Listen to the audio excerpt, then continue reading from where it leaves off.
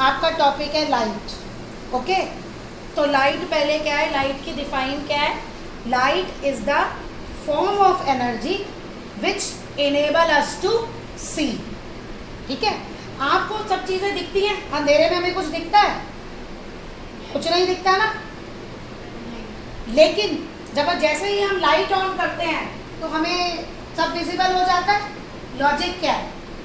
Logic ये है कि जिस भी सरफेस पे लाइट पड़ती है उससे रिफ्लेक्ट होके अगर वो हमारी आंखों तक पहुंचती है तो वो चीज़ हमें दिखती है, और अगर उससे रिफ्लेक्ट होके हमारी आंखों तक लाइट नहीं पहुंच रही तो वो चीज़ हमें नहीं दिखती। हम दीवार के पीछे का देख सकते हैं?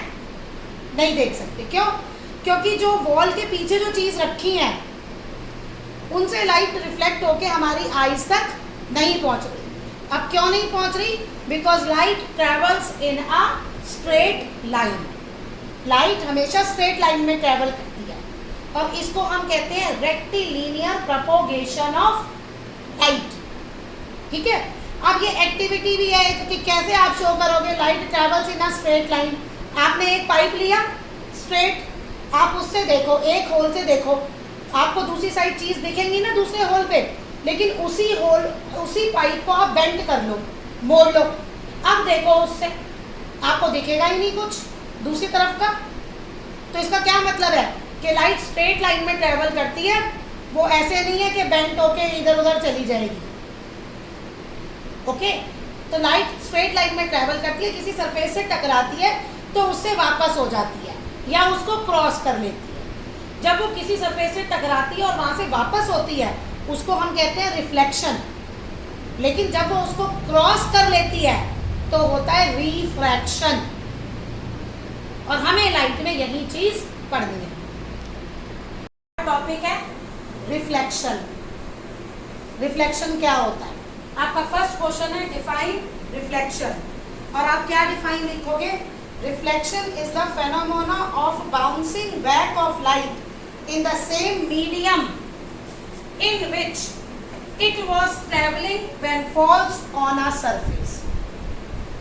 अब जैसे ये रूम है, आपको बोर्ड दिख रहा है, अब यहाँ से लाइट ट्रेवल करके इस बोर्ड तक गई, बोर्ड से रिफ्लेक्ट होके बाउंसिंग बैक यानी टकरा के वापस आ गई। ये रूम है, इसी रूम में लाइट ट्रेवल कर रही है और उसी मीडियम में सेम वापस आ गई, तो इसको हम कहते हैं रिफ्लेक्शन। और जो मैंने डिफाइन बोली है वो आप लिख लेना। पता क्या है? ये देखो, ये हमारा कोई मीडियम है, राइट? ओके, अब हम देखेंगे रिफ्लेक्शन होता क्या है। देखो, ये हमारा मीडियम है, इस पे कोई रे आई, इसको हम कहते हैं इंसिडेंट रेज। ये लाइट है, लाइट रेज बोलते हैं ना, सन रेज, वो सब रेज। तो हम एक ही ले रहे हैं, एक लाइट रे आई इस मीडियम पे, यहाँ पे स्ट्राइक किया, तो इसको हम कहते हैं incident ray. Okay, the ray of light which falls on the mirrors reflecting surface is called incident ray. या आप मिरर वर्ड हटा सकते हो। जो रिफ्लेक्टिंग सरफेस पे लाइट फॉल होती है उसको हम कहते हैं इंसिडेंट। अब ये जहाँ फॉल हुई ना, इस पे मैंने एक 90 डिग्री का लाइन ड्रॉ कर, जिस पॉइंट पे हुई, कौन सा 90 डिग्री का एंगल है? जो मैंने लाइन ड्रॉ की और जो मेरा सरफेस है, और इसको हम कहते हैं नॉर्मल। ओके, क्या कहते हैं? नॉर्मल। ओके, अब the normal is line drawn at right angle to the reflecting surface at the point of incidence. At the point of incidence. अब ये लाइन यहाँ से टकरा के वापस जाएगी सेम मीडियम में। अब ये एंगल इक्वल हो भी सकता है और नहीं भी, इक्वल हो भी सकता है और नहीं भी। अब जो लाइट वापस टकरा के गई उसको हम कहते हैं रिफ्लेक्टेड रे। क्या कहते हैं? Reflected ray. The ray of light which is sent back after reflection by the reflecting surface is called reflected ray। अब normal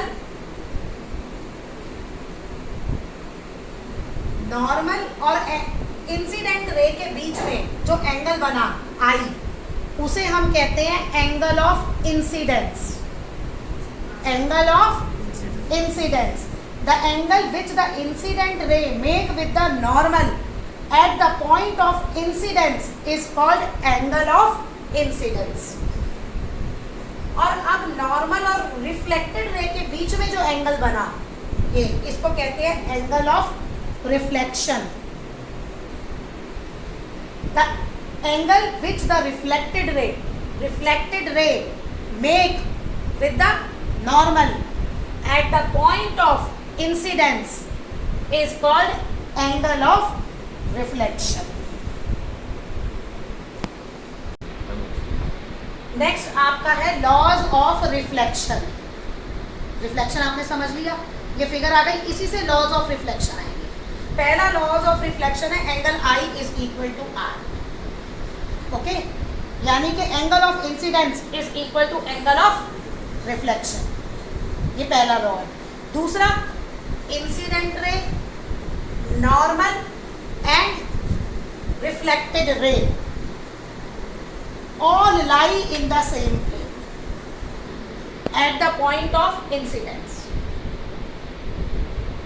All lie on the same plane, same plane पे है और इसी O point से सब meet हो गया at the point of incidence। तो ये दो आपके laws of reflection है।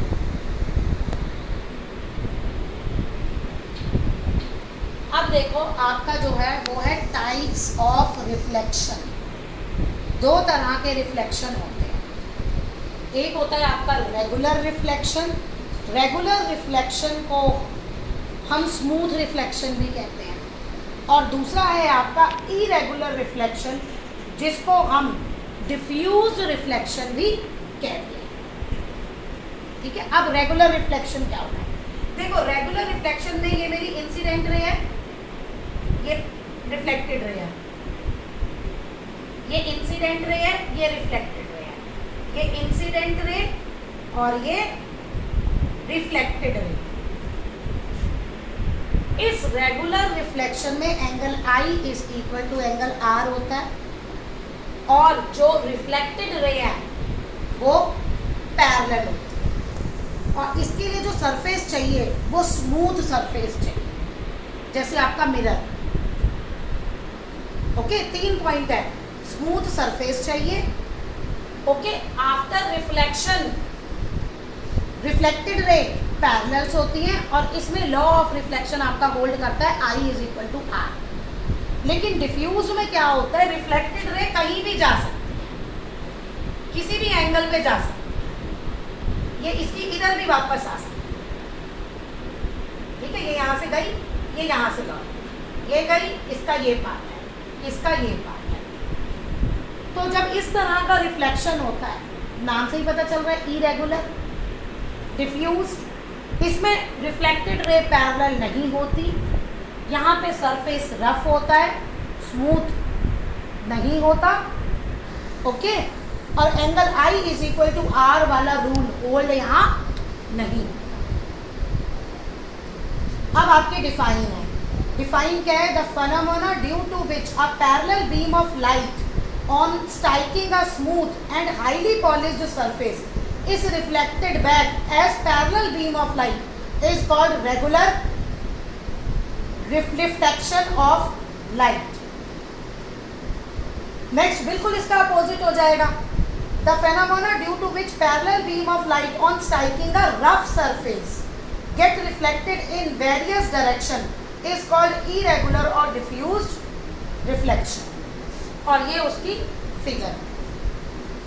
अब मज़ेदार बात ये है कि जितनी भी चीज़ें आप देखते हो ना, ड्यू टू रिफ्लेक्शन ही देखते हैं, क्योंकि चीज़ उनसे टकरा के हमारी आइज़ पे नहीं पहुंचेगी तो हम तो वो देख ही नहीं सकते। तो ये जो डिफ्यूज रिफ्लेक्शन है ना, इसी की वजह से हमें जितनी भी चीज़ें हैं ना सब इकट्ठी दिखाई देती हैं। नहीं तो आप खुद इमेजिन करो कि सिर्फ रेगुलर रिफ्लेक्शन होता तो एक ऑब्जेक्ट को देखने के लिए जिस डायरेक्शन में वो लाइट सारी रिफ्लेक्ट हो रही है, हमें वहीं जाना पड़ता ना उसको देखने के लिए। जबकि इरेगुलर में तो हर जगह से लाइट रिफ्लेक्ट होके मतलब सरफेस से आ रही है। तो इस इरेगुलर रिफ्लेक्शन की वजह से हम ऑब्जेक्ट्स देख पाते हैं। इमेजेस, अब हम डिस्कस करेंगे images formed by plane mirror, कि प्लेन मिरर कैसी इमेज बनाता है और उसकी कैरेक्टरिस्टिक्स क्या है। ओके, अब देखो आपका जैसे यहाँ पे ये प्लेन मिरर है, ये प्लेन मिरर है, आप खुद भी मिरर के आगे खड़े होते हो ना, कैसा दिखता है वो आपको भी पता है। अब यहाँ पे हमारा ऑब्जेक्ट है, ये हमारा कोई ऑब्जेक्ट है, राइट। अब इससे लाइट जाएगी, यहाँ इस सरफेस पे, यहाँ पे जाएगी इससे लाइट, मिरर पे गई, ये इंसिडेंट रे है। अब angle I equal to R law के हिसाब से ये रिफ्लेक्ट होगी,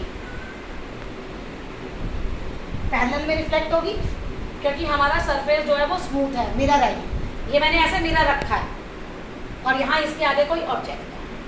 अब देखो जब हम फिजिक्स में ये करते हैं ना, तो ये ऑब्जेक्ट जो है ना, ये वहाँ मिलते हैं जहाँ जहाँ ये लाइट रेज आपको मिलती हुई दिखेंगी ना, वहाँ पे इमेज बनती है और वहाँ पे आपको दिखती है। ओके, जब वो लाइट रेज आपस में कट होंगी, अब इसको जो है, अब ये यहाँ तो कट होनी नहीं, यहाँ तो ये जा रही है दूर दूर, राइट। जब तुम इसे पीछे एक्सटेंड करोगे ना, तो ये यहाँ मिलेगी।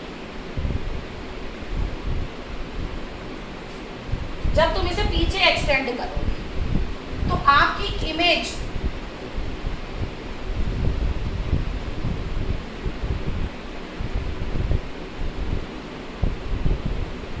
यहाँ बनेगी और यहीं आपको दिखती है।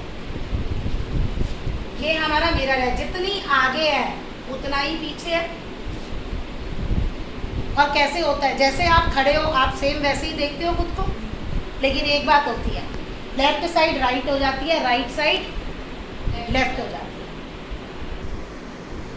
हाँ जी, अब यहाँ पे एक क्वेरी आई है कि अभी मैंने तुम्हें रेगुलर और डिफ्यूज में समझाया कि अगर सरफेस स्मूथ हो तो ये पैरेलल बीम होगी, है ना, ये पैरेलल जाएगी। अब यहाँ पे तो पैरेलल नहीं है। इसका आंसर ये है कि जो मैंने रेगुलर में लिया था, तो मैंने जो इंसिडेंट रे ली थी वो भी पैरेलल थी, लेकिन यहाँ पे इंसिडेंट रे पैरेलल नहीं है, क्योंकि वो एक ही सरफेस से आ रही है। तो मैंने यहाँ रूल क्या लगाया है, I is equal to R। तो इस वजह से यहाँ ये पैरेलल नहीं है। ये यहाँ पे जब आप करोगे तो वापस प्रॉपर मीट होगी। जब आप प्रॉपर डायग्राम बनाओगे ना, फिर एंगल पूरा कि I अगर 30 है तो ये भी 30 लेना, ऐसे यहाँ पे भी 30 लो या 60 लो, यहाँ भी 60 लोगे, तो आपका बिल्कुल डायग्राम करेक्ट है। अब ये आपका फिगर है जो आपको पेपर में बनाने को आ सकता है, और आपकी बुक्स में भी ये बहुत अच्छे से दिया होगा। यहाँ सन बना लो, कुछ भी बना लो, और वही चीज़ यहाँ बना लो और लिखना है इंसिडेंट रे, रिफ्लेक्टेड रे, सब। अब आपका नेक्स्ट क्वेश्चन है, write the characteristics of image formed by plane mirror. पहला, the image on the plane mirror is of same size and same shape as the object. Object का जो size होगा, जो shape होगा, वही आपको दिखेगा। जब आप खुद को मिरर में देखते हो तो आप ये थोड़ी है लंबे हो जाते हो या छोटे हो जाते हो, मोटे हो जाते हो, पतले हो जाते हो, जैसे हो वैसे ही दिखते हो, ठीक है। इसलिए मोटे लोग मिरर देखना पसंद ही नहीं करते। Next, the image of plane mirror is erect. Erect मतलब सीधी, क्योंकि अभी आप कॉनकेव कॉन्वेक्स लेंस पढ़ोगे तो उसमें उल्टी इमेज बनती है, इन्वर्टेड। हमारी आईज में भी जो लेंस है वो इन्वर्टेड इमेज बनाता है। इरेक्ट मतलब सीधी, सीधी नहीं बनती। Image formed on a plane mirror is virtual. अब क्वेश्चन ये है कि ये वर्चुअल क्या होता है। ओके, वर्चुअल मतलब वो इमेज जिसे हम स्क्रीन पे नहीं ले सकते, रियल इमेज जिसे हम स्क्रीन पे ले सकते हैं। मतलब आप मिरर के आगे खड़े हैं, ठीक है, आपको अपनी इमेज मिरर में दिख रही है, लेकिन अगर आप कुछ और स्क्रीन लगा दो तो क्या मिरर से वो इमेज आपकी स्क्रीन पे आ जाएगी? नहीं आएगी। अब स्क्रीन कैसे, मैं ये बताती हूँ। मूवीज देखने तो जाते हो, तो वो जो बड़ा सा पर्दा होता है उस पर आप जो मूवी देखते हो, वो प्रोजेक्टर उस पर रियल इमेज बना रहा है, वो हमारी स्क्रीन है। स्क्रीन कहते हैं ना, जो पर्दा वो स्क्रीन हो गया, तो उस पे प्रोजेक्टर जो है रियल इमेज बना रहा है, जो आप मूवीज की फॉर्म में देखते हो, तो उसको हम क्या कहते हैं, रियल इमेज। और जब भी आपको ये लाइंस को एक्सटेंड करना पड़े ना, डॉटेड लाइन एक्सटेंड खुद मिलाना पड़े कट करने के लिए, तो वहां पे हमेशा वर्चुअल इमेज बनती है। अभी ये आपको कॉन्वेक्स और कॉनकेव लेंस में भी ज्यादा बताया जाएगा। तो इसमें जो आपकी इमेज बनती है वो वर्चुअल बनती है। दूसरा इमेज जो है, next property, the image formed on a plane mirror is at same distance behind the mirror as the object in front of it. यानी ऑब्जेक्ट जितना यहाँ होगा ना डिस्टेंस, उतना ही मिरर का इससे डिस्टेंस होगा इमेज का। देखो अगर मिरर में और ऑब्जेक्ट में 2 मीटर का डिस्टेंस है, तो मिरर और इमेज में भी कितने मीटर का डिस्टेंस होगा, 2 मीटर। अब इस पे एमसीक्यू बेस्ड क्वेश्चन आता है, राइट? कैसे? अब मैं आपको कह रही हूँ कि एक मिरर है, उससे ऑब्जेक्ट जो है वो 3 मीटर के डिस्टेंस पे है, 3 मीटर के डिस्टेंस पे है। एक पर्सन खड़ा है 3 मीटर के डिस्टेंस पे मिरर से। Now person moves 1 metre towards the mirror.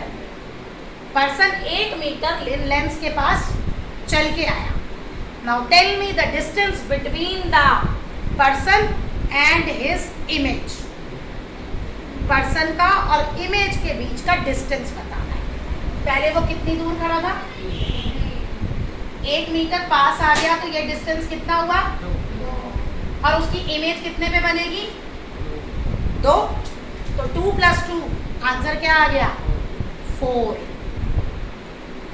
2 + 2 answer क्या आ गया, 4। और अगर वो 3 पे है तो उसके और इमेज के बीच में कितना डिस्टेंस है, 6। 3 यहाँ, 3 यहाँ, 6। ओके। लास्ट प्रॉपर्टी, लास्ट जो हमारी वो है, the image on a plane mirror is laterally inverted with respect to object. Laterally inverted. अब क्वेश्चन ये है कि ये लेटरल इन्वर्जन क्या है। लेटरल इन्वर्जन है जब आपको राइट साइड लेफ्ट दिखती है, लेफ्ट साइड राइट दिखती है। ओके। अब जैसे ये P है, आपको ऐसे दिख रहा है, लेकिन जब इस P के आगे आप मिरर लगा दोगे और मिरर में इमेज देखोगे तो वो आपको ऐसे दिखेगा, ऐसे दिखेगा। राइट साइड लेफ्ट हो जाता है, लेफ्ट साइड राइट हो जाता है। ओके। ये इसको कहते हैं लेटरल इन्वर्जन। यहाँ बीच में मिरर है। और फिर आपका एक और डिफाइन बन जाती है, what is lateral inversion. Okay. Okay, lateral inversion हो गया आपका। अब लेटरल इन्वर्जन का प्रैक्टिकल एप्लीकेशन कहाँ होता है। एम्बुलेंस देखिए, कभी नोट किया है एम्बुलेंस में एम्बुलेंस कैसे लिखा होता है, उल्टा लिखा होता है, लेटरली इन्वर्टेड। क्यों? क्योंकि अगर आप व्हीकल ड्राइव कर रहे हैं, आप मिरर में देखेंगे, आपको दिखेगा एम्बुलेंस, वहाँ लेटरली इन्वर्टेड है। आपके मिरर में आपको ये दिखेगा, पूरा एम्बुलेंस लिखा हुआ दिखेगा, और आप इसे फटाफट पढ़ लेंगे और आप उसको रास्ता दे देंगे जाने के। ठीक है। तो इसलिए एम्बुलेंस जो है, एम्बुलेंस पे वो लेटरल इन्वर्टेड लैंग्वेज में लिखा होता है कि जो भी देखे, क्योंकि आप जब ड्राइव कर रहे हैं तो हम सब चीज़ मिरर में ही देखते हैं व्हीकल के, तो ये आपको क्लियर उसमें दिखे, तभी ये होता है। स्फेरिकल मिरर्स, स्फेरिकल मिरर्स, ठीक है। स्फेरिकल, स्फीयर, बॉल, यानी जब हमारा रिफ्लेक्टिंग सरफेस प्लेन ना होके कर्व्ड होता है तब हम कहते हैं spherical mirrors. A spherical mirror is that mirror whose smooth and polished reflecting surface is a curved surface। Curved surface होगा। ये देखिए, ये स्पून दिख रहा है। अब ये भी यहाँ पे देखो इमेज आपको दिखेगी। आप अपना फेस देखना, चम्मच के आगे लगा के यहाँ से दिखेगा, और ये सरफेस कैसा है, कर्व्ड है, स्ट्रेट तो नहीं है। तो ये भी आपका स्फेरिकल मिरर है। और आप ऐसे भी देख सकते हो, तो ये भी आपका स्फेरिकल मिरर है। तो ऐसे जब हमारे पास कर्व्ड पॉलिश सरफेस होता है तो हमारे पास आते हैं स्फेरिकल मिरर्स। अब स्फेरिकल मिरर्स दो तरह के होते हैं, ओके। एक होता है हमारा कॉनकेव मिरर और दूसरा हमारा होता है कॉन्वेक्स मिरर। अब ये मिरर क्या होता है, ये समझने के लिए तुम ऐसे इमेजिन करो कि तुम्हारे पास एक बॉल है। अब कॉनकेव मिरर क्या होता है, इसके लिए आपको इमेजिन करना पड़ेगा कि आपके पास ना एक ग्लास का, शीशे का बॉल है, हॉलो बॉल है, जैसे बॉल होती है ना जिससे आप खेलते हो, अंदर से खाना, आपने उसको कट कर दिया, आपके पास ऐसा आ जाएगा थोड़ा, है ना। अब इसमें क्या है, आप बाहर वाली साइड पॉलिश कर दो और आप ये अंदर से देखोगे, जैसे ये स्पून, ये बाहर वाली साइड हमने पॉलिश कर दी, ये वाली, और हम, ये हमारा रिफ्लेक्टिंग सरफेस हो गया, यहाँ से हम देखेंगे, तो ये हमारा होता है कॉनकेव मिरर, ओके। अगर उसी बॉल का आप अंदर की साइड पॉलिश कर दो और यूं बाहर से देखो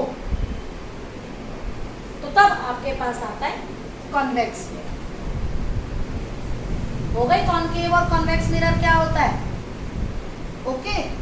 अब कॉन्वेक्स मिरर की डिफाइन क्या है, अ spherical mirror whose reflecting surface is curved inward is called concave mirror। curved inward मतलब हम यहाँ अंदर से देखते हैं।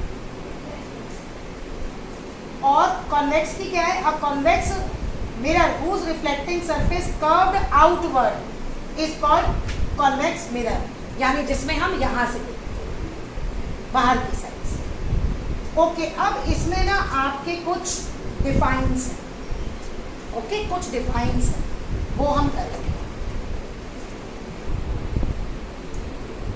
इमेजिन कीजिए ये पूरा बॉल था, स्फीयर था, यहाँ से हमने ये कट कर दिया और इसकी आउटर साइड हमने पॉलिश कर दी और ये अंदर से हमें दिखेगा। मीन्स ये मैं सारे पॉइंट डिस्कस कर रही हूँ कॉनकेव मिरर, सेम लॉजिक सारा कॉन्वेक्स पे भी जाएगा। तो समझाने के लिए मैं कॉनकेव मिरर, तो पहली हमारी डिफाइन है centre of curvature. Centre of curvature, centre of curvature जो है, देखो ये जो आपने स्फीयर लिया इसका सेंटर होगा, जिस स्फीयर से आपने मिरर बनाया है उस स्फीयर का सेंटर होगा, तो उसी स्फीयर के सेंटर को कहा गया है centre of curvature. The centre of sphere of which the spherical mirror is a part is called centre of curvature, यानी ये सी पॉइंट। नेक्स्ट आपका है पोल। अब ये हमारा रिफ्लेक्टिंग सरफेस है, ये हमारा रिफ्लेक्टिंग सरफेस है, इस रिफ्लेक्टिंग सरफेस का mid point is called pole, okay.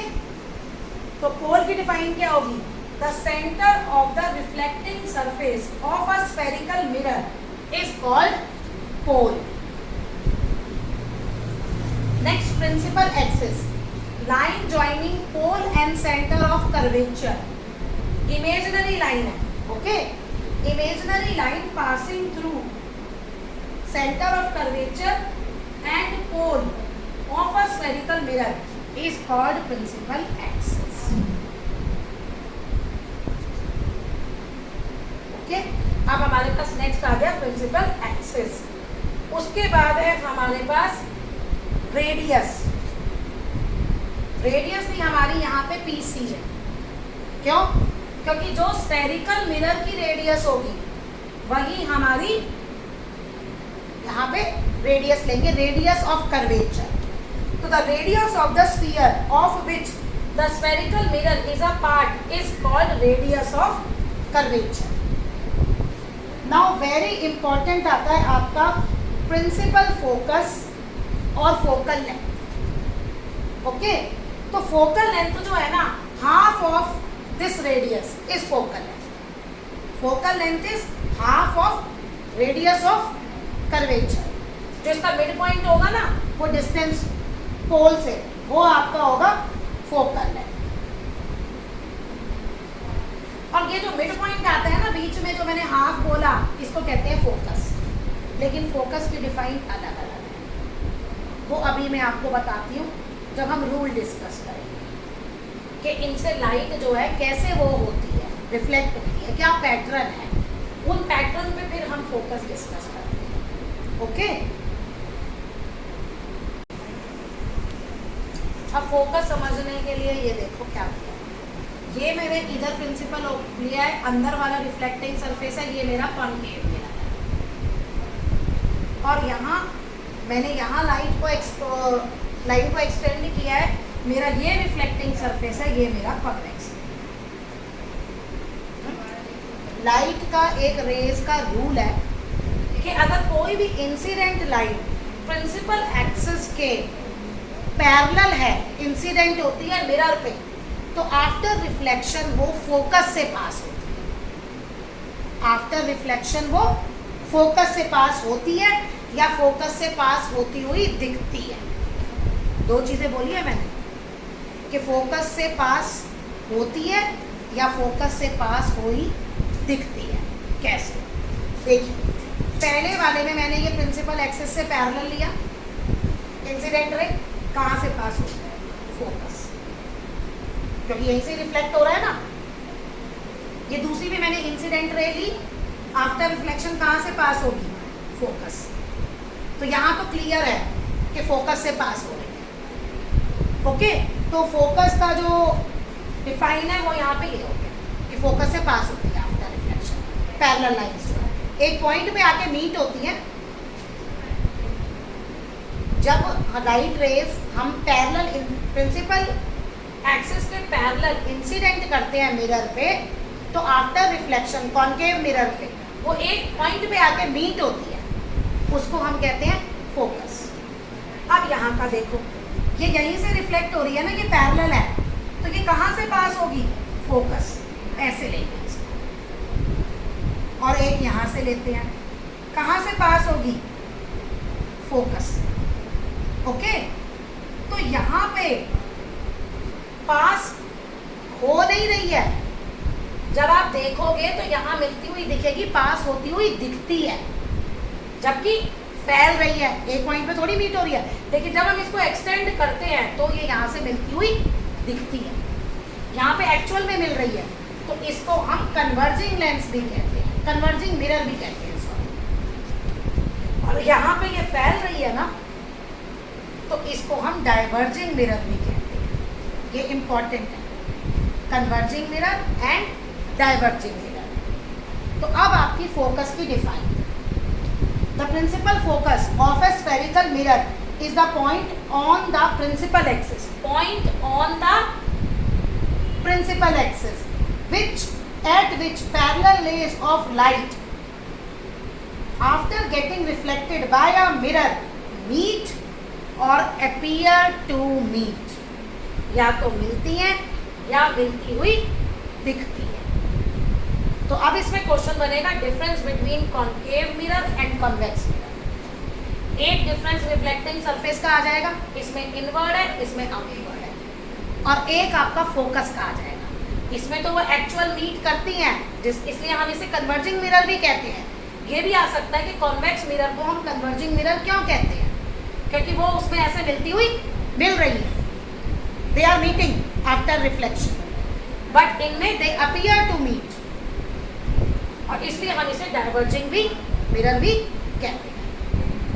तो अब ये आपका पूरा कॉन्केव मिरर और कॉन्वेक्स मिरर क्या होता है वो बताया गया है। अब नेक्स्ट क्लास में हम करेंगे formation of image, concave mirror और कॉन्वेक्स मिरर से कैसे इमेजेस बनती हैं वो बताएंगे।